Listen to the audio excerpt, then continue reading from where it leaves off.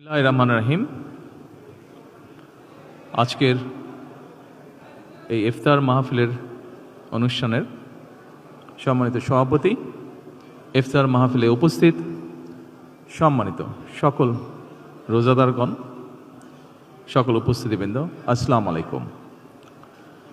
প্রথমে আমি বাংলাদেশ জামাতে ইসলাম এবং তার নেতৃবৃন্দকে আন্তরিকভাবে ধন্যবাদ জানাচ্ছি। আজকে আমাকে, আমার সাথে আমার নেতৃবৃন্দকে এবং আমার সাথে আমার সফর সঙ্গীবৃন্দকে এই ইফতার মাহফিলে দাওয়াত দেওয়ার জন্য।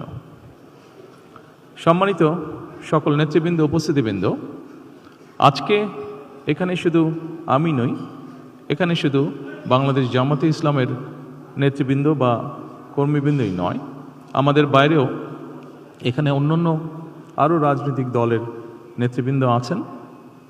এখানে আরও অন্যান্য সমাজের অন্যান্য বিভিন্ন স্তরের বিভিন্ন সম্মানিত ব্যক্তিবর্গ উপস্থিত আছেন আজকের এই ইফতার মাহফিলে। আজকে আমরা একটি গুরুত্বপূর্ণ সময়ে সকলে এখানে একত্রিত হয়েছি। দেশের একটি গুরুত্বপূর্ণ সময়। কিছুদিন আগে দেশে নির্বাচন হয়েছে। এই নির্বাচনের মাধ্যমে গণতন্ত্রের যাত্রা শুরু হয়েছে। যে গণতন্ত্রের জন্য বাংলাদেশের মানুষ প্রায় এক যুগেরও বেশি সময় ধরে অকাতরে জীবন দিয়েছে, বিভিন্ন অত্যাচার, নির্যাতন, গুম, খুনের শিকার হয়েছে। এত ত্যাগের বিনিময়ে আমরা আজকের এই গণতন্ত্রের যাত্রা, যেটি সূচনা হচ্ছে বা হয়েছে নির্বাচনের মাধ্যমে, সেটির সুযোগ পেয়েছি। এই ত্যাগের মাধ্যমে, এই আত্মত্যাগের মাধ্যমে হাজারো মানুষের অত্যাচার, লক্ষ মানুষের নির্যাতনের মাধ্যমে আমরা আমাদের বাক, ব্যক্তি স্বাধীন গণতান্ত্রিক অধিকার চর্চার সুযোগ আমরা ফিরে পেয়েছি। সেজন্যই প্রথমেই আসুন আমরা আল্লাহর দরবারে শুকরিয়া আদায় করি। সম্মানিত উপস্থিতিবৃন্দ, বাংলাদেশের মানুষ আজকে অনেক প্রত্যাশা নিয়ে, অনেক আকাঙ্ক্ষা নিয়ে, অনেক আশা নিয়ে আমাদের সকলের দিকে তাকিয়ে আছে, বিশেষ করে রাজনৈতিক দলগুলোর দিকে তাকিয়ে আছে।